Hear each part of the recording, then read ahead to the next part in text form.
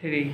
सभी को नमस्ते। टीम महाबोधि की ओर से आइए आज हम लोग इतिहास पढ़ रहे हैं और ये एटलस का बहुत महत्व है। मैं बार बार ये आप लोग से रिक्वेस्ट कर रहा हूँ, निवेदन करता हूँ कि एटलस के साथ पढ़ाई करें। चाहे हिस्ट्री पढ़ें आप, चाहे ज्योग्राफी पढ़ें, चाहे कुछ भी आप पढ़ते हो, एटलस की सहायता लीजिए। ऑक्सफोर्ड का नया एटलस ले लीजिएगा और ये वाली एटलस सबसे अच्छी है। ये मैं जब पढ़ता था, जब तैयारी करता था, उस समय की एटलस है। मेरे पास न्यू एडिशन है, लेकिन ये पुराना वाला था, इसलिए मैं दिखा रहा हूँ आपको। इसमें हिस्ट्री में पढ़ रहे हैं तो ये दिया हुआ है, डिटेल्स दिया हुआ है। इंडियन हिस्ट्री देखिए, है ना, हड़प्पा काल के बारे में दिया हुआ है, आगे चल के मौर्य के बारे में है, फिर ये देखिए यहाँ मौर्य काल के बारे में है, गुप्ता के बारे में है, इसके बाद मॉडर्न इंडिया के बारे में भी दिया हुआ है। इंडियन हिस्ट्री देखिए, चीज़ों को सब बताया हुआ है। अब देखेंगे, पढ़ेंगे, समझेंगे तो चीज़ें कितनी आसान हो जाएंगी। ये मॉडर्न इंडिया के बारे में आप चीज़ समझ पाएंगे, कहाँ कौन सा राज्य है, कौन सा क्षेत्र है, कैसे देखना है।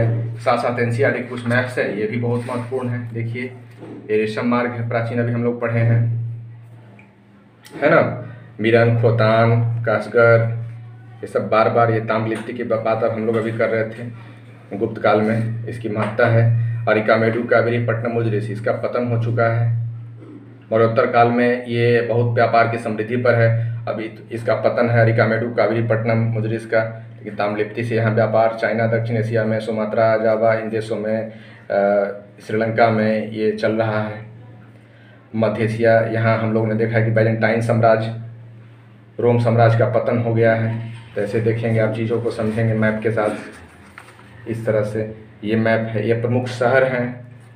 देखिए यहाँ श्रावस्ती, कौशाम्बी, वाराणसी, पाटलिपुत्र राजधानी है गुप्त की, विदिशा, सांची, उज्जैनी द्वितीय राजधानी है, उज्जैनी है। भड़ौच बंदरगाह बहुत महत्वपूर्ण है। देखिए नासिक, सोपार, जुनार, एलोरा, करीमनगर, अमरावती, नागार्जुन कोंडा, कोलार कितना महत्वपूर्ण है। चीज़ों को ऐसे पढ़ेंगे तो आप इमेजिन करते हैं कितने अच्छे समझेंगे। रट पाएंगे आप, कितना रटेंगे बताइए आप ही। एक फैक्ट है, हजारों लाखों फैक्ट्स पढ़ना है तो आप कभी भी फार्मूला पर रट नहीं पाएंगे। चीज़ों को बार बार देखिए, समझिए, वैज्ञानिक तरीके से पढ़िए, एटलस का प्रयोग कीजिए तो चीज़ों को आप देख समझ पाएंगे। ये देखिए हम लोग गुप्त साम्राज्य पढ़ रहे हैं। गुप्त साम्राज्य, अब दीपो भव, अपना प्रकाश स्वयं बनिए, कोई किसी को समझा सिखा नहीं सकता है। और जैसा कि आपको पता है कि सबसे पहले हमने पढ़ा कि 16 जो महाजनपदों का काल है, बार बार मैं चर्चा करता हूं, चूँकि बैक से आप चीज़ों को आसानी से समझ पाएंगे। 16 महाजनपद, जब छोटे छोटे 16 महाजनपद थे, ठीक है ना, 16 महाजनपद थे। इसके बाद में इन्हीं महाजनपदों में से कुछ एक जनपद जो थे सो बड़े रूप में उभर कर आ गए। वैसे जैसे हमने पढ़ा देखा किसको, मगध जैसे। मगध क्या था, पहले महाजनपद ही तो था। मगध साम्राज्य का उत्कर्ष हो गया, मगध क्या बन गया, साम्राज्य बन गया। और मगध साम्राज्य का विकास हमने देखा ना, बिंबिसार के बारे में पढ़ा हमने, ठीक है, अजातशत्रु के बारे में पढ़ा, उदयन के बारे में पढ़ा। फिर इसके बाद हमने देखा है कि इससे भी बड़ा साम्राज्य किसके समय बनेगा, ये बनेगा मौर्य साम्राज्य। क्या हो जाएगा, मौर्य साम्राज्य। इससे भी बड़ा, मगध साम्राज्य का उत्कर्ष का काल है, मगध साम्राज्य से बड़ा बनेगा मौर्य साम्राज्य बनेगा, है ना। और मौर्य साम्राज्य में पढ़ा है आपने कि हमारी सीमा कहाँ तक फैली हुई थी, काबुल, कंधार, ईरान तक फैली हुई थी। दक्षिण में पूरा दक्षिण भारत तक चोर, दक्षिण में संगम काल उस समय चल रहा था। संगम काल, चेर, पांड्य व चोल थे, उसको उसको छोड़ दिया जाए तो बाकी इनका ही मौर्य साम्राज्य का क्षेत्र रहा है। लेकिन देखते हैं कि कई सारे कारणों से कमजोर उत्तराधिकारी हो, या साम्राज्य की परिस्थितियां रही हैं, या ऐसे भी तो साम्राज्य उत्थान पतन का काल रहा है। साम्राज्यों का काल उत्थान पतन का काल रहा है। तो हमने देखा कि फिर इसके बाद में ये मौर्य वंश का पतन होता है और फिर कई सारे वंश फिर आते हैं, ठीक ना। हमने पढ़ा कई सारे वंश आएंगे, और जब वंश कमजोर होगी, साम्राज्य कमजोर पड़ेंगी तो बाहरी आक्रमणकारी भी हावी होंगे, तो बाहरी आक्रमणकारी भी लगातार हावी होंगे। और इसी समय इस काल को हम लोग कौन सा काल कहते हैं, मौर्योत्तर काल हम लोग कहेंगे, है ना। यानी मौर्यों के बाद का काल, मौर्योत्तर काल, इसको हम लोग मौर्योत्तर काल कहते हैं। हमने पढ़ा मौर्योत्तर काल में किसका किसका काल था, सातवाहनों जैसे साम्राज्यों का काल रहा है, कुषाणों का काल रहा है, शकों का काल रहा है, यवन शासकों का काल रहा है। तो विभिन्न मध्य एशियाई जो आक्रमणकारी थे, लगभग 5 आक्रमणकारी जो थे उनका काल रहा, और लंबे समय तक उनका ये इन क्षेत्रों पर शासन रहा है, ठीक है ना। तो इसके बाद हमने देखा कि किस तरह से ये कुषाण का काल रहा है ना। कुषाण जो थे तो कुषाण का साम्राज्य भी लंबा चौड़ा था, और फिर हमने देखा कि छोटे छोटे साम्राज्यों के बाद से पुनः एक बार हमने देखा कि गुप्त काल में, है ना, यानी गुप्त काल के समय क्या हो, गुप्त के कुषाणों के साम्राज्य थे। जो कुषाण है इन्हीं के क्या थे, गुप्त क्या थे, सामंत थे। और गुप्तों ने अपने साम्राज्य को निर्माण किया, विस्तार किया, और इन्होंने एक अच्छे खासे क्षेत्र पर अपने साम्राज्य के इन्होंने क्या किया, विस्तार किया। और हमने देखा कि समुद्रगुप्त के बारे में आपने पढ़ा, किस तरह से 9 राज्यों को और 9 उत्तर के 12 दक्षिण के राज्यों को जीता। चंद्रगुप्त द्वितीय के बारे में आपने पढ़ा, ठीक है। एक लंबा चौड़े क्षेत्र पर इन्होंने एक साम्राज्य का निर्माण किया। पुनः इसके बाद, और चूंकि यह काल जो है सो विकेंद्रीकरण का काल है, शासन में विकेंद्रीकरण है एवं सामंती तत्वों की प्रधानता है, एवं अन्य मौर्यों से तुलना करेंगे तो ये छोटा है, कई मायनों में कमजोर है, आर्थिक रूप से भी कमजोर है, विभिन्न मायनों में कमजोर है। और पुनः ये प्राचीन काल के इतिहास में अंतिम बार यह जो रहा है एक साम्राज्य का काल। फिर से देखते हैं कि इसके बाद में ये गुप्तों के पतन के बाद से विभिन्न, चाहे वह काटक शक्ति हो या वर्धन हो या वल्लभी हो, फिर भारत के विभिन्न भागों में अलग अलग क्षेत्रीय ताकतें उभरती है। और पुनः तो इसके बाद हर्षवर्धन के बाद हम तो देखते हैं कि पूरी तरह से सामंतवाद का युग क्या आ जाता है। और सामंतवाद में कई छोटे छोटे राजे, रजवाड़े, परम भट्टारक, सामंत, महासामंत जैसे विभिन्न भागों में अलग अलग सामंत ये बट जाते हैं। यही सामंत काल, राजपूत काल। हालांकि इस काल में भी पाल, प्रतिहार जैसे कुछ कुछ बड़े लोग हैं, है ना, पाल हैं, प्रतिहार हैं, राष्ट्रकूट हैं, ऐसे ऐसे हैं, चाहमान हैं, चालुक्य हैं, साउथ दक्षिण में चोल हैं। फिर भी लेकिन ये विकेंद्रीकरण का काल है ना, पूरी तरह से। फिर इसके बाद हम लोग देखते हैं कि 750 के आसपास हम लोग इसको एंड मानते हैं, 750 AD में। और फिर यहाँ से मध्यकाल की शुरुआत होती है। और पूर्व मध्यकाल की स्थिति तो कमजोर ही रहती है, पूर्व मध्यकाल में स्थिति कमजोर ही रहती है। लेकिन उत्तर मध्यकाल, है ना, उत्तर मध्यकाल जब हम लोग देखते हैं तो उत्तर मध्यकाल में जब दिल्ली सल्तनत का ये होता है, तब दिल्ली सल्तनत के काल पुनः साम्राज्य का निर्माण होना शुरू होगा। और यह जो शुरू होगा यहाँ से दिल्ली सल्तनत में साम्राज्यों का निर्माण, यह लगातार बढ़ते जाएगा। और इसी दिल्ली सल्तनत में विभिन्न शासक, इलबरी हों, खिलजी हों, तुगलक हों, इसके बाद में इब्राहिम लोदी। और 1526 बहुत ऐतिहासिक निर्णायक युद्ध है। और पानीपत की प्रथम लड़ाई में निर्णायक रूप से तय कर दिया बाबर के रूप में यहाँ पर किस वंश की स्थापना हुई, मुगल सत्ता की क्या हो गई, स्थापना हो गई। मुगलों ने फिर साम्राज्य और ज़्यादा बढ़ाएंगे। और पहली बार लगेगा जैसे मौर्य साम्राज्य जो हमारे यहाँ थी, मुगल में भी एक समय, हालांकि कभी वो सीमा तो अभी आज तक इतिहास में टच नहीं कर पाया गया, लेकिन एक समय था कि इन्होंने भी मध्य एशिया में, अफगानिस्तान वाले क्षेत्र में तक अपना सुदूर नियंत्रण स्थापित कर, दक्षिण में भी कई सारे क्षेत्रों पर अपना नियंत्रण स्थापित किया था। तो ये मैं समझाने के लिए बताया हूँ। अब आइए पूरा हिस्ट्री के बारे में मैं बताऊंगा, है ना, कैसे कैसे सामाजिक आर्थिक परिवर्तन हुआ है। गुप्त साम्राज्य, प्रशासन व्यवस्था देखिए, मैं हमेशा से बताया हूं कि प्रशासनिक व्यवस्था शुरू से ही, चाहे आप मौर्य काल की बात करें चाहे गुप्त काल की बात करें, प्रशासनिक व्यवस्था सीधे एक केंद्रीय प्रशासन रही है ना। केंद्रीय, आज भी जो केंद्रीय प्रशासन है वो केंद्रीय प्रशासन शुरू से रहा है, आरंभ से रहा है। केंद्रीय प्रशासन में राजा की भूमिका, चूंकि राजतंत्र है तो राजा तो प्रमुख रूप से रहेंगे ही, प्लस राजा के क्या रहेंगे, राजा के मंत्री परिषद रहेंगे। मौर्य में हम लोग अमात्य के नाम से जानते हैं, इनके समय भी हम लोग जानेंगे। फिर इसके बाद में केंद्रीय प्रशासन के बाद क्या हो जाता है, राज प्रशासन हो जाता है, ठीक ना। राज प्रशासन या प्रांत बोला जाता था या राज बोला जाता था, भुक्ति बोला जाता था। तो फिर दूसरा जो तत्व हुआ ये राज प्रशासन। और राज प्रशासन में यहाँ राजा होते थे और यहाँ होते थे कौन, गवर्नर होते थे, कुमारा मात होते थे, या राजा के जो अपने सगे संबंधी रिश्तेदार या वफादार होते थे उन्हीं को रखा जाता था, ठीक है। और यहाँ भी इसी तरह की मंत्री परिषद प्रकार की व्यवस्था होती थी, सूक्ष्म रूप से होती थी। साम्राज्य जब मजबूत होता था आर्थिक रूप से, अब जैसे मौर्य साम्राज्य में हम लोग देखते हैं कि क्या है, अमात्य हैं, तीर्थ हैं, विभिन्न चीज़ों के बारे में पढ़े हैं। और यही जब गुप्त काल में जब साम्राज्य की स्थिति कमजोर होगी, आर्थिक रूप से समृद्धि कम होगी, तो गुप्त काल में देखते हैं कि कई सारे तीर्थ और अमात्य, महामात्य की संख्या कम हो जाती है, मंत्री परिषदों की संख्या में भी कम। गुप्त काल में जहाँ कुल मिला के लगभग 42-43 तरह के अधिकारी थे, अब यहाँ पर हम देखते हैं कि मौर्य काल में थे 42 से 43 प्रकार के अधिकारी महत्वपूर्ण, अब देखते हैं कि गुप्त काल में सिमट कर 7-8 तरह के रह जाते हैं। यहाँ पर भी इसकी कमी हो जाती है। अच्छा, प्रशासन मजबूत होगा, जैसे अब आगे चल के दिल्ली सल्तनत में देखेंगे तो फिर से वही स्थिति हो जाएगी। तो राज्य प्रशासन 1 नंबर में केंद्रीय प्रशासन, 2 नंबर में राज्य प्रशासन, 3 नंबर में हो जाता था जिला प्रशासन। ये शुरू से रहा है, प्राचीन काल से रहा है। जिला को ही विषय बोला गया है, ठीक है, जैसे गुप्त काल में जिला को विषय बोला गया है। ये जिला प्रशासन तीसरे नंबर में ये आता था। जिला प्रशासन में चूंकि मंत्रिपरिषद प्रकार की कोई व्यवस्था रहती नहीं थी, जैसे आज अभी डीएम-एसपी जैसे कुछ प्रमुख पद हैं, तो सिर्फ 1-2 प्रमुख अधिकारी होते थे। जैसे आज के डीएम-एसपी हैं, जिला के प्रमुख पद यही दोनों हैं। उस समय भी इसी तरह के कुछ अलग अलग नामों से जाना जाता था।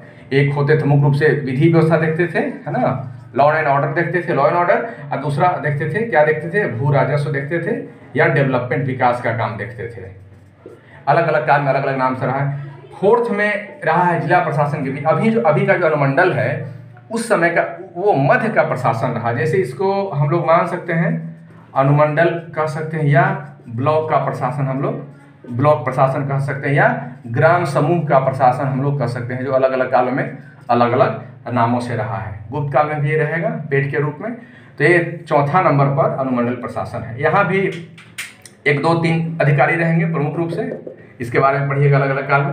फिर 5वें नंबर पर हम देखते हैं कि 5वें नंबर पर सबसे प्रशासन की छोटी इकाई रही है ग्राम पंचायत। उस तरह से भी ग्राम रहा है ना, ग्राम कहिए या ग्राम पंचायत समझेंगे हम लोग। इसके प्रधान ग्रामपति होते थे। अभी जो मुखिया जी हैं उस तरह से ग्रामनी होते थे, या महतर होते थे, या अन्य नामों से जाना जाता था। तो मुख्य रूप से ये 5 प्रशासन की कड़ियाँ ये प्राचीन काल से ही रही है। गुप्त काल में भी हम लोग इसके अंतर्गत ही अध्ययन करेंगे। तो आपने देखा कि सबसे निचले स्तर का प्रशासन क्या था, ग्राम प्रशासन है, ग्राम या ग्राम पंचायत का प्रशासन है, ठीक है। इसके बाद वाले प्रशासन को जो देखा, आज का भी जो ब्लॉक अनुमंडल है उस समय का भी प्रशासन होता था अनुमंडल ब्लॉक स्तर पर। कई सारे ग्राम समूह होते थे, इनका प्रशासन। तीसरे स्तर का जो प्रशासन है जिला प्रशासन है। आज भी हम लोग देखते हैं, उस समय भी होता करता था। आज के जो अधिकारी हैं उस समय नाम अलग होता था। उसके बाद द्वितीय स्तर का जो प्रशासन राज्य प्रशासन है, ये मुख्य रूप से प्रांतपति गवर्नर होते थे, राजा के पुत्र होते थे, या बहुत सगे संबंधी निजी वफादार होते थे। इनके अधीन में छोटी मंत्रिपरिषद होती थी, ठीक ना, छोटी मंत्रिपरिषद होती थी। इनका शासन कार्य पूरे राज्य का प्रांत का देखा जाता था। और ये राज्य प्रशासन। और फिर सबसे ऊपर में टॉप लेवल पर केंद्रीय प्रशासन। राजा सर्वे सर्वा होते थे। राजत्व का सिद्धांत राजा में निहित होता था, दैवीय सिद्धांत भी था। राजा जैसा कि आपको पता है, विधायिका, कार्यपालिका और न्यायपालिका, ये तीनों है ना, ये चाहे विधायिका हो चुकी राजतंत्र है, कार्यपालिका है, न्यायपालिका, ये तीनों शक्तियाँ राजा में, चूंकि राजतंत्र है तो राजा में ही निहित होती थी। राजा सबसे बड़े और प्रमुख अधिकारी होते थे, और फिर इनकी सहायता सहयोग के लिए कई सारे मंत्रिपरिषद के सदस्य होते थे। तो यही प्रशासन की संरचना मुख्य रूप से रही। इसी के अंतर्गत हम लोग इसको भी हम लोग देखेंगे। तो आइए देखिए, प्रशासन व्यवस्था। राजा के पास दैवीय अधिकार होता था, जैसा कि हमने बताया। चूंकि राजा में देवत्व का सिद्धांत निहित था, कार्यपालिका, विधायिका, न्यायपालिका की शक्तियां निहित होती थी, तो राजा सर्वे सर्वा और प्रधान होते थे और दैवीय अधिकार माना जाता था। राजतंत्रात्मक व्यवस्था थी, लोकतंत्र तो थी नहीं, राजतंत्रात्मक व्यवस्था थी। अभी जैसे लोकतंत्र है, खुशनसीब भाग्यशाली है महात्मा गांधी व भगत सिंह जैसे लोगों को, बाबा साहब जैसे लोगों को हम लोग दिल से धन्यवाद दीजिए कि आज लोकतंत्र में और आज़ादी में हम लोग जी रहे हैं। आप कल्पना कीजिए राजतंत्र में क्या स्थिति होती होगी। तो ये राजतंत्रात्मक शासन थी। राजपद वंशानुगत होता था। अकबर के बेटा हैं तो वही बनेंगे, है ना। समुद्रगुप्त के बेटा चंद्रगुप्त द्वितीय हैं, वही राजा बनेंगे। चंद्रगुप्त द्वितीय के बेटा जो भी हैं वो वही बनेंगे, राजा बनेंगे। आज तो ऐसा है नहीं। आज मोदी जी भी हमारे देश के प्रधानमंत्री हैं। एक वैद्य साहब के लड़के भी हमारे राज्य के मुख्यमंत्री जी हैं। एक किसान के लड़के भी आईएएस हैं, या फिर एक व्यापारी के लड़के भी आज माननीय न्यायाधीश के पद पर हैं। तो लोकतंत्र की यही तकाजा है। जीवन में आज़ादी से बढ़ के दूसरी कोई चीज़ नहीं है, इसलिए किसी भी कीमत पर आज़ादी को कभी गिरवी नहीं रखना है। आज़ादी हमेशा अपने पास रखना है, यानी अपना खुद मुख्तार जीवन में डेवलप करना है। तो अपना खुद मुख्तार स्वयं रहना है, तभी तो आप चीज़ों को समझ पाएंगे। जब अपने आज़ादी को ही, मन शरीर को ही बेच दिया, गुलाम हो गए, तो क्या करेंगे आप, ठीक ना। तो देखिए, राजपद इस समय वंशानुगत होता था। राजधानी कहाँ थी? पाटलिपुत्र थी। पाटलिपुत्र कितनी पवित्र व गौरव भूमि है। हम लोग इसके बाशिंदे हैं। भाग्य होना चाहिए हम लोगों को कि पाटलिपुत्र कहा जाता था मौर्य काल में या प्राचीन भारत में पाटलिपुत्र का इतिहास, मगध का इतिहास, पूरे भारत का इतिहास था। तो ये राजधानी इनके पाटलिपुत्र थी। हालांकि बाद में इन्होंने उज्जैन को भी राजधानी बनाया था प्रशासनिक दृष्टिकोण से, मध्य भारत पर नियंत्रण के लिए व व्यापार में नियंत्रण के लिए। देश इसका अधिकारी गुप्ता होता था। जैसे मैं बताया कि देश, ये मंत्रिपरिषद मुख्य रूप से था, देश इसका अधिकारी होता था गुप्ता। जैसे कि मैंने यहाँ बताया है राजा के बारे में, तो राजा के जो मंत्रिपरिषद होते थे, तो राजा के बाद ये गुप्ता प्रमुख अधिकारी होते थे, ठीक ना। इसको यहाँ क्या कहा गया है? देश कहा गया है। फिर हम लोग देखते हैं मुक्ति, इसका अधिकारी ऊपरी होता था। ये जो राज होता था इसको गुप्त काल में क्या कहा गया है? मुक्ति कहा गया है, मुक्ति। और इसके अधिकारी को हम लोग क्या कहते हैं? गवर्नर जो होते थे इनको ऊपरी कहा जाता था। सिंपल। देश का अधिकारी हो गया क्या? गुप्ता। राज्य प्रशासन में जो अधिकारी मुक्ति कहा जाता, मुक्ति के अधिकारी को क्या कहा जाता था? ऊपरी कहा जाता था। विषय के अधिकारी को क्या कहा जाता था? विषय कहा जाता था। मैंने बताया जिला प्रशासन, जिला को उस समय क्या बोला जाता था? विषय बोला जाता था। जिला को क्या बोला जाता था? विषय बोला जाता था। और जो विषय के प्रमुख अधिकारी होते थे उनको विषयपति बोला जाता था। मुख्य रूप से समझिए कि विषयपति साहब में भी डीएम और एसपी की पावर नहीं थी, मुख्य अधिकारी ये थे। ग्राम के अधिकारी को ग्रामिक कहा जाता था। जैसा कि मैंने बताया बीच में अनुमंडल ब्लॉक होता था, इसको उस समय गुप्त काल में पेट कहा जाता था। और सबसे निचले स्तर पर ग्राम होता था, ग्राम पंचायत। ग्राम के अधिकारी को ग्रामिक कहा जाता था, ग्रामिक या ग्रामणी कहा जाता था। गुप्त काल ये प्रशासनिक संरचना है, ठीक है। अब देखिए गुप्ता देश का प्रशासक नियुक्त कौन करता था? सम्राट। जैसा कि आपको पता है गुप्ता जो होते थे ये सर्वेसर्वा थे, प्रधान थे, राज्य के केंद्र प्रशासन के हेड होते थे। तो इनकी नियुक्ति राजा करेंगे चूंकि राजतंत्र है। अब ग्राम सभा की बात देखिए, जैसा कि सबसे निम्न प्रशासन में ग्राम सभा, मुखिया, ग्रामिक, अन्य सदस्य होते थे। ग्राम सभा जो पंचायत प्रकार की व्यवस्था है, यही पंचायत प्रकार की व्यवस्था है। पंचम प्रशासन जो सबसे निम्न वर्गीय प्रशासन में मुखिया ग्रामिक आते थे, ग्राम सभा की व्यवस्था थी, ठीक ना। महत्तर भी होते थे, महत्तर भी कहा जाता था। पूछा जाएगा महत्तर ग्रामीण किससे जुड़े हुए थे? तो ग्राम प्रशासन से जुड़े हुए थे। ग्राम सभा को पंचायत मंडली एवं ग्राम जनपद भी कहा जाता था। इंपॉर्टेंट है, देख लीजिएगा। ग्राम सभा को पंचायत मंडली या ग्राम जनपद भी कहा जाता था। पेट होता था, ग्राम प्रशासन की सबसे छोटी इकाई होती थी, पेट बोला जाता था ग्राम प्रशासन की सबसे छोटी इकाई को ही। ब्लॉक या अनुमंडल स्तर का ये प्रशासन हुआ, ठीक ना। ये ब्लॉक प्रशासन इसको मान लीजिए, ग्राम प्रशासन की सबसे छोटी इकाई थी। अब ये कुछ प्रमुख अधिकारी का नाम है जो कि केंद्रीय प्रशासन में होते थे। क्या क्या थे? कौन थे? संधि विग्रह, ये युद्ध एवं संधि के मंत्री थे। बहुत इंपॉर्टेंट पूछा जाता है। संधि नाम ही है, संधि विग्रह, जो संधि करेंगे, विग्रह तो युद्ध एवं संधि मंत्री। महादंड नायक, जो दंड देने वाले, दंड कौन देंगे? न्यायाधीश ही देंगे, जज साहब भी न देंगे तो ये न्यायाधीश को कहा जाता था महादंड नायक। महाबलाधिकारी, बलशाली, महाबली यानी महाबली कौन होते थे? जो सेना के सेनापति होंगे ना, सबसे महाबली होंगे। तो ये सेना के जो सेनापति, प्रधान सेनापति होते थे उनको महाबलाधिकृत कहा जाता है। दंडपाशी, दंड देने का अधिकार इनको है। उतना महादंड नायक जो नीति नियंता है, दंड पर फैसला लेंगे। दंडपाशी जो दंड देंगे, दंडपाशी कहा जाता था। ये पुलिस पदाधिकारी होते थे, पुलिस पदाधिकारी को दंडपाशी बोला जाता था। भंडाराधिकृत यानी भंडारा मतलब क्या? राजकोष। आज भी आपके घर में भोजन होता है, पार्टी शादी, तो बोले भंडार घर में भोजन को भंडार घर, मंदिर में भी जाएंगे तो भंडार घर बोला जाता है। तो भंडाराधिकृत को राजकोष का अधिकारी होते थे, राजकोष के अधिकारी। महाअक्षपटलिक या महापटलिक, लेखा विभाग है ना, महापटलिक। कैग जो है ना, महालेखा नियंत्रक परीक्षक, यही थे महापटलिक। महालेखा परीक्षक, उससे महापटलिक, लेखा विभाग के प्रधान होते थे महापटलिक। उपरीक होते थे, प्रांत का राज्यपाल होते थे। आज के समय में जो सीएम हैं या गवर्नर साहब हैं, है ना, ये उस समय में प्रांत के प्रांतपति थे, उपरीक कहा जाता था। सैन्य संगठन आइए, सैन्य संगठन क्या था? सैन्य संगठन में सम्राट सर्वेसर्वा सेना के अध्यक्ष रहेंगे ही रहेंगे। युवराज सेना की अध्यक्षता करते थे। गज सेना, अश्व सेना, ये तो होता ही था गज सेना। तो गज सेना के प्रधान को कभी कभी पूछा जा सकता है महापीलुपति बोला जाता था, महापीलुपति। अश्वसेना को महाश्वपणि, महाश्वपति। तो इंपॉर्टेंट देख लीजिएगा, बीपीएससी का पैटर्न क्या कहा जाए, कहीं से भी पूछ देती है तो देखना पड़ेगा ना।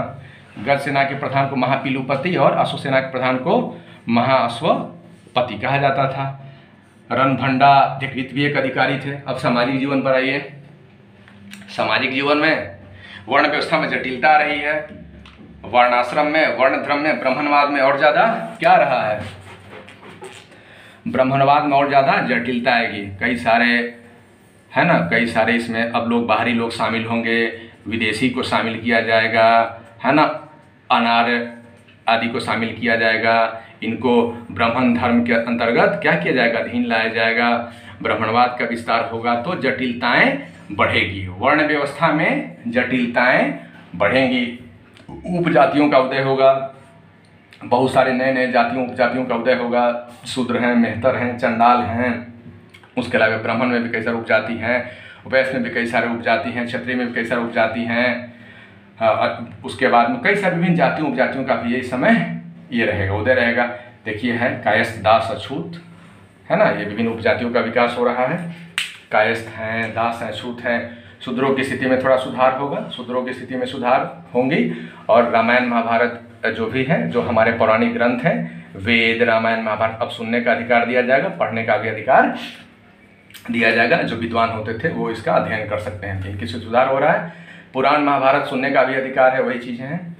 स्त्री की स्थिति में चूंकि ये चीज़ों को समग्रता समझेंगे तभी किस टॉपिक को समझेंगे आप, है ना। स्त्री की स्थिति में भी गिरावट आ रही है। स्त्रियों की स्थिति में गिरावट आपने देखा होगा एरन अभिलेख में, है ना, सती प्रथा का साक्ष्य मिला है एरन अभिलेख में, सती प्रथा का साक्ष्य। तो स्त्रियों की स्थिति में गिरावट का सूचक है। अब एक विवाह प्रथा नहीं, चूंकि सामंतवाद का काल आ रहा है धीरे धीरे, तो अब एक जो मजबूत रहेंगे, जो राजा रहेंगे, वो कई सारे विवाह करेंगे। तो एक विवाह का प्रथा भी अब खत्म होती जा रही है। सामंतवादी समाज की स्थापना हो रही है। वैश्यावृत्ति की भी प्रथा यहाँ पर हमें देखने को मिलती है। ठीक है, इंपॉर्टेंट चीज़ याद रखिएगा, सामंतवादी समाज, वैश्यावृत्ति प्रथा, एक विवाह नहीं है। स्त्रियों की स्थिति में गिरावट आ रही है। और यही इसी समय काल में रामायण, महाभारत, स्मृति, विभिन्न स्मृतियों का ये लेखबद्ध भी किया गया है ना, लिपिबद्ध किया गया है। अब अर्थव्यवस्था देखिए, अर्थव्यवस्था देखिए। अर्थव्यवस्था का प्रकार हमने देखा कि हमने आपको बताया कि समय व्यापार मुख्य रूप से किससे किससे होता था। एक तो व्यापार था रोमन साम्राज्य का क्या हो गया, रोमन साम्राज्य का इस समय तक पतन हो गया। बाइजेंटाइन, है ना, बाइजेंटाइन साम्राज्य एक तरफ मध्य एशिया और दूसरी तरफ चाइना, है ना, चीन, और तीसरी तरफ दक्षिण एशियाई के जो देश होते थे, ये ट्रायंगल त्रिकोणीय व्यापार ये होता था, है ना।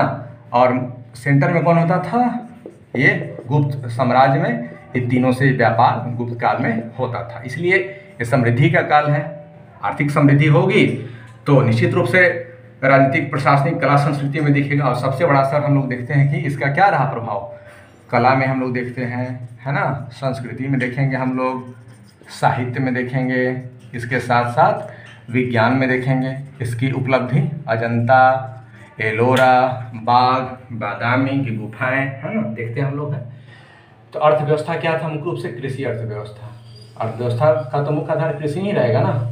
यहाँ से हाथी दांत, मसाले, अन्न इत्यादि भेजे जाते थे और बाहर से भी कई सारी चीज़ मंगाए जाते थे। आयात निर्यात की चीज़ें होती थी, है ना।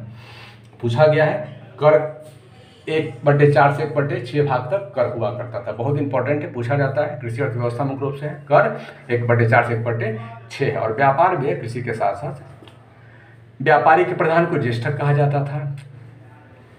ज्येष्ठक ये सब पिछले क्लास में मैंने बताया कि श्रेष्ठी इत्यादि, पूग है, कुल है, सब इसी से जुड़ा हुआ था। व्यापारी के प्रधान होते थे। कई सारे व्यापारी प्रधान को मौर्य काल में भी अधिकार थे, इनको अभी भी अधिकार में सिक्के भी जारी करते थे। बंदरगाह के बारे में हमने पढ़ा। बंदरगाह ताम्रलिप्ति दिखाया था आपको मैप पर। ताम्रलिप्ति, सोपारा, भृगुकक्ष, कल्याण आदि कुछ ये क्या है, प्रमुख बंदरगाह है। ताम्रलिप्ति, सोपारा, भृगुकक्ष, कल्याण। प्रमुख व्यापार केंद्र का उज्जैन, जहाँ इनकी राजधानी थी। सर्वाधिक सोने के सिक्के जारी किए गए इनके समय में। सबसे पहली बार कुषाणों ने जारी किया था, ठीक ना, सर्वाधिक सोने के सिक्के। फिर इसके बाद में सबसे ज़्यादा सोने के सिक्के इनके समय में जारी किया गया। स्वर्ण सिक्का को क्या कहा गया? दिनार कहा गया। इंपॉर्टेंट है, स्वर्ण सिक्का को दिनार कहा गया है, स्वर्ण सिक्का को। चांदी सिक्का को रुपये का कहा गया है। स्वर्ण सिक्का दिनार, चांदी सिक्का रुपये का। स्वर्ण सिक्का दिनार, चांदी सिक्का रुपये का। भूमि दान का विस्तार मिलता है। भूमि दान की शुरुआत जैसा कि हमने पढ़ा है कि सातवाहनों के समय से मिलती है। आगे चल के कुषाणों के समय इसका और ज़्यादा विस्तार होगा। कुषाणों के ये सामंत रहेंगे। मुख्य रूप से सातवाहन के समय से अग्रहार ब्रह्मदेव प्रकार के भूमि में दान दिया जाएगा। गुप्त काल में और विस्तार होगा। एक ध्रुवाधिकरण है, ये भूमिकर संग्रह के अधिकारी है ना। ध्रुवाधिकरण ये भूमिकर संग्रह के अधिकारी हैं। अब आइए धार्मिक जीवन। धार्मिक जीवन क्या है? तो ब्राह्मण धर्म का पुनरुत्थान हो रहा है। ब्राह्मण धर्म का पुनरुत्थान का काल है। हम लोग कहते हैं कि नव ब्राह्मणवाद का भी काल है। नव ब्राह्मणवाद का काल है। भक्ति का काल है, भक्ति पूजा का काल है। ब्राह्मण धर्म का पुनरुत्थान, वैष्णव संप्रदाय का विकास हो रहा है। वैष्णव संप्रदाय मुख्य रूप से इसका शैव संप्रदाय का विकास हुआ, लेकिन मुख्य रूप से वैष्णव संप्रदाय का विकास हो रहा है। वैष्णव धर्म की लोकप्रियता काफ़ी बढ़ेगी, बहुत ज़्यादा। वराह, विष्णु, लक्ष्मी की चर्चा है। सिक्कों पर भी अभिलेख ये हैं। भागवत गीता में वैष्णव धर्म के बारे में चर्चा है, पता ही है आपको। देवगढ़, झांसी, उत्तर प्रदेश में ये दशावतार मंदिर बहुत महत्वपूर्ण है। इसके बारे में पूछा तो देख लीजिएगा। देवगढ़, झांसी में दशावतार मंदिर है, ठीक ना। देवगढ़, झांसी दशावतार मंदिर ये प्रथम मंदिर है। शैव धर्म से भी शैव, पाशुपति, कापलिक, कालमुख ये सब पूछा जाए किससे संबंधित है? तो शैव धर्म से। शैव, पाशुपति, कापालिक, कामुक शैव धर्म से संबंधित है। विष्णु का 12 अवतार सबसे ज़्यादा प्रचलित है, पूछा जा सकता है। विष्णु का कौन सा अवतार है? तो 12 अवतार प्रचलित है। राजकीय चिन्ह गरुड़ था, विष्णु के वाहक हैं गरुड़, बहुत इंपॉर्टेंट है। गुप्तों के राजकीय चिन्ह क्या? गरुड़, विष्णु के वाहक। मूर्ति उपासना केंद्र क्या था? यज्ञ का स्थान। बस ऐसे ही मूर्ति उपासना केंद्र।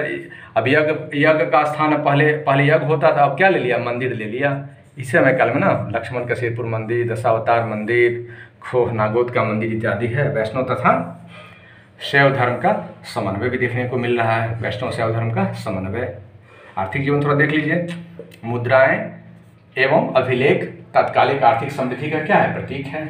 मुद्राएं, अभिलेख आर्थिक समृद्धि है ना, आर्थिक समृद्धि की प्रतीक है। ये सब मौर्य काल में भी आपने पढ़ा होगा। कृषि जो है सो क्या है? अर्थव्यवस्था का मूल आधार है, मूल अर्थव्यवस्था है। व्यापार, उद्योग ये सब क्या है? समृद्धि के कारण है। कृषि, व्यापार, उद्योग इत्यादि कारण है। भूमि के प्रकार भी हैं, कभी कभी पूछ दिया जाता है तो देख लीजिएगा। क्षेत्र भूमि किसको कहते हैं? कृषि योग भूमि को क्षेत्र भूमि कहा जाता है। क्षेत्र भूमि, क्षेत्र भाई मेरा क्षेत्र है, कृषि योग भूमि। वास्तु भूमि, वास्तु दोष, वास्तु शास्त्र यानी वास भूमि यानी निवास करने योग भूमि। चारागाह, अच्छा चारागाह चराने वाला, जोतने योग भूमि है, मतलब अच्छा चारागाह मतलब जोतने वाली भूमि है। और खील भूमि है। खील ये अपरहत होता था, जोतने योग नहीं। खील या अपरहत भी बोला जाता था, इसको जोता नहीं जा सकता है ना। बजड़ीली भूमि या कंकड़ीली भूमि इसको बोला जाता था। तो ये क्षेत्र भूमि, वास्तु भूमि, चारागाह, खील भूमि, अपरहत भूमि। हाँ, अपरहत भूमि है यहाँ, ये जंगली भूमि ये था, ठीक है। अब आइए कुछ कर भी है। क्या है? अग्रहार, दान की जाने वाली भूमि, अग्रहार बोला जाता था। अग्रहर या अग्रहार जो भूमि दान दिया जाता था ना, उसको अग्रहार बोला जाता था। या ब्रह्मदेव, ब्राह्मणों को दिया जाता था, ब्रह्मदेव था ऐसे दिया था तो अग्रहार बोला जाता था। ये दान में दी जाने वाली भूमि है। विष्टि क्या है? निःशुल्क या बेगार श्रम। विष्टि प्रथा थी जो कि निःशुल्क या, अब पूछा गया कि विष्टि क्या है, तो ऐसी एक प्रथा थी जो निःशुल्क या बेगार मतलब बेगार श्रम कराया जाता था। ऊपरी कर ये कृषकों के लिए है। अस्थायी कर का प्रकार है ऊपरी कर, अस्थायी कृषकों के लिए है। और भोग क्या है? राजा को दिया जाता था, उपहार स्वरूप दिया जाता था। भोग क्या है? राजा को गिफ्ट में दिया जाता था। भाग, भूमि उत्पादन से संबंधित ये सब कर है ना। ऊपरी कर, भोग, भाग, उद्रंग ये सब कर है। इतना डिटेल्स में नहीं पूछेगा, फिर भी नॉलेज के लिए देख लीजिएगा। भाग भूमि उत्पादन से जुड़ा हुआ उद्रंग है या उद्रंग है, ये अस्थायी काश्तकारों के लिए था। तो उदंग, भाग, भोग ये सब कर है। विष्टि, निःशुल्क, बेगार, अग्रहार, दान की जाने वाली भूमि। इसके बाद कुछ और थोड़ा सा कला साहित्य देख लीजिए। कला साहित्य में गुप्त काल, स्वर्ण काल माना जाता है कला साहित्य में, है ना। क्लासिकीय युग है। क्लासिकीय युग कहा जाता है कि माइलस्टोन है ना। ऐसा न पहले कभी नहीं हुआ था तो अब से पहले तो इतिहास में नहीं हुआ था। क्लासिकीय युग है ना, माइलस्टोन या स्वर्ण युग की संज्ञा दिया गया है। किसमें किसमें? वास्तुकला में भी, चित्रकला में भी, मूर्तिकला में भी, तीनों क्षेत्र में। वास्तुकला, चित्रकला, मूर्तिकला। वास्तुकला मतलब क्या? भवन निर्माण कला। चित्रकला मतलब क्या? पेंटिंग। और मूर्तिकला मतलब क्या? मूर्ति निर्माण। साहित्य कला का भी विकास हुआ। वास्तुकला में देखिए नागर शैली, द्रविड़ शैली, बेसर शैली बहुत महत्वपूर्ण है, प्रश्न पूछे जाते हैं प्रत्येक स्थिति में। तो नागर शैली के मंदिर मुख्य रूप से उत्तर भारतीय मंदिर हैं, इस प्रकार, ठीक ना। इस प्रकार के जो मंदिर हैं ये नागर शैली के मंदिर हैं, ठीक ना। और द्रविड़ शैली के जो मंदिर हैं दक्षिण भारत के मंदिर हैं। द्रविड़ शैली के मंदिर ऐसे गोपुरम प्रकार के मंदिर होते थे, ऐसे ऐसे, ये द्रविड़ शैली के मंदिर हैं। और बेसर शैली विंध्याचल पर्वत के आसपास दक्षिण एवं गोदावरी नदी के बीच, ये दोनों का मिक्स रूप होता था। उत्तर भारतीय मंदिर और दक्षिण भारतीय मंदिर, यानी नागर शैली और द्रविड़ शैली का मिक्स जो होता था ये होता था क्या? बेसर शैली। ये मुख्य रूप से विंध्याचल पर्वत के आसपास था, दक्षिण एवं गोदावरी नदी के बीच में। तो ये हुआ। अब देखिए इस समय अजंता हमने पढ़ा है, बाघ के बारे में पढ़ा है और एलोरा के बारे में भी हम लोग पढ़ेंगे। तो अजंता मुख्य रूप से धार्मिक विषय से संबंधित चित्र है। और बादामी की गुफाओं में ये मुख्य रूप से लौकिक जीवन से संबंधित है। अजंता में धार्मिक, बादामी में लौकिक। बाघ की गुफाएं मध्य प्रदेश में कला से संबंधित है। अजंता महाराष्ट्र में है। राजकीय भाषा संस्कृत थी, लेकिन आम जनजीवन में प्राकृत भाषा प्रचलित थी। आम जनजीवन में प्राकृत थी, लेकिन ऐसे भाषा राजकीय भाषा संस्कृत थी। पुराणों का अंतिम संकलन किया गया। रामायण है ना, रामायण है, वेद है, पुराण है, या फिर महाभारत है, या जो भी प्राचीन काव्य हैं, प्राचीन ग्रंथ, सबका संकलन इस समय किया गया। चूँकि लेखन कला, भोजपत्र, ताम्रपत्र इत्यादि के साथ में पहले तो मौखिक होता था ना, अब लेकिन लेखन कला का विकास गुप्त काल, मौर्य काल में हुआ था, लेकिन अब इसमें बहुत ज़्यादा परिवर्तन आया, विकास हुआ। और अब सबको भोजपत्र में, ताम्रपत्र में, विभिन्न प्रकार से लिपियों में लिखकर सहेज कर रखा गया। साहित्य कला भी देख लेते हैं। पिछले क्लास में मैंने आपको डिटेल्स में बताया है कालिदास की पुस्तकों के बारे में, लेकिन मोटा मोटी देख लीजिए।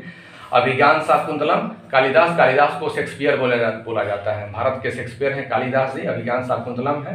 पंचतंत्र और भी रघुवंश है, विक्रमोर्वशीयम है, मलविकाग्निमित्रम है, कुमार संभवम है, कालिदास की कृति है। पंचतंत्र विष्णु शर्मा की है।